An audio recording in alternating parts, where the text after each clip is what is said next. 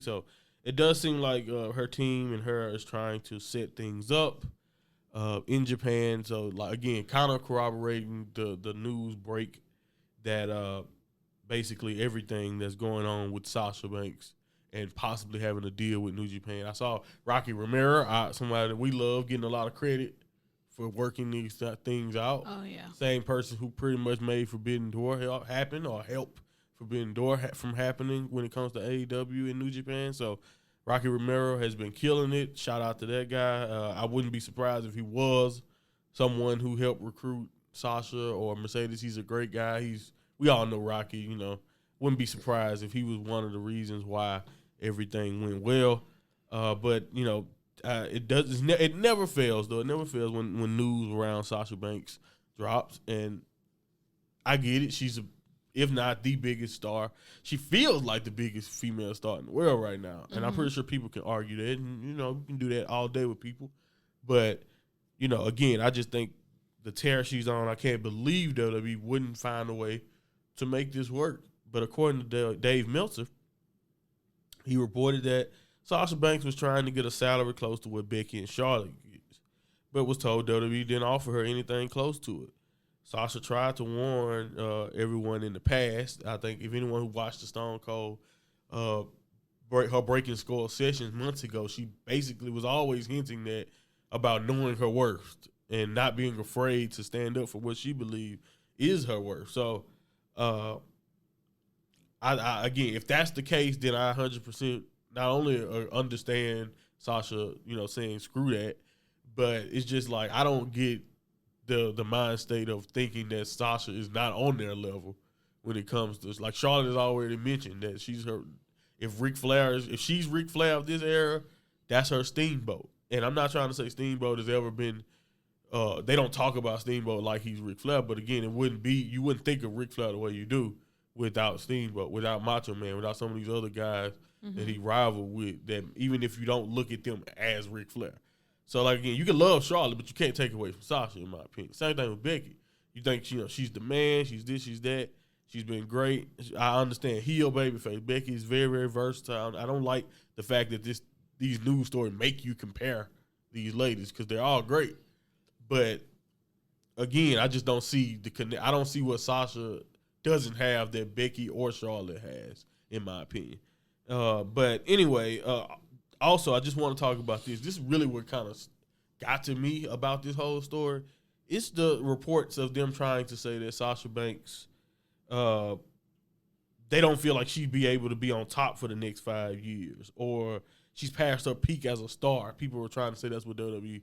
And I'm just like, I just have a hard time believing that anybody there, even whether you're Triple H or anybody else there, unless you're trying to go the route, I'm so happy so far I haven't heard anyone go the route. I was expecting it, but I haven't heard anyone go the route of trying to say she's difficult. Some of those, common things that they try to pit against, people like us. Mm-hmm, black black people. They love to try to use those as excuses to why they can't do this, attitude issues, whatever. And that could be some of what they're feeling, but that's not what they're saying. They're saying they don't believe that she will be on top in 5 years. They don't, the reports are saying they believe she's already peaked out as a star. And I'm just like, how? Right. We talked about. She's 5 years younger than Becky already. She's 6 years younger than Charlotte. 5 years from now, she would be at their age currently. Yes. While they will be in their 40s. And probably retired.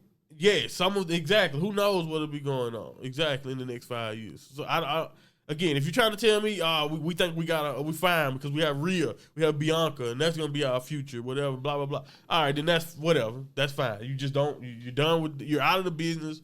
You're out of the Sasha Banks business. Fine. You know what I mean? That's fine. It wouldn't be the first time you split ways with somebody. And, again, and I want to say this, that this doesn't mean it's over for Sasha and WWE. We've all been wrong. I never thought Cody would come back. So, again, I don't think this means she's never coming back. But at the same time, depending on what happens with this run, and I do nothing but wish the best. I hope whatever she does in Stardom or New Japan, I hope it tears. By the way, the fact that they're announcing her as someone who's associated with New Japan. Yes. Big deal. Because again, we talk about New Japan all the time. You know, just like I know, until recently, there wasn't really much of a women's identity in New Japan, other than being a manager or a valet or someone who does the job of Miho Abe or Pita. You know what I mean? Those people, really are pretty much. And then I guess Maria Kanellis, but she was kind of still also doing the same thing. Yeah. So for them to be talking about her as an in-ring competitor and working possible New Japan dates, and now we have that second Wrestle Kingdom show that's possibly on the 21st. Maybe she doesn't wrestle on the 4th. Maybe she just makes an appearance, and they set up a match for the 21st between whoever wins out of Kyrie and Nakano. So I don't know. I don't know what's gonna happen. I'm really, really, excited though. Either way, yes, Mercedes excited. is gonna kill it no matter what she does, and I think that's the thing that's gonna bite WWE in the end. And it may not hurt them. They're not gonna go out of business. Nothing's gonna change. They're gonna keep their system going the way it goes.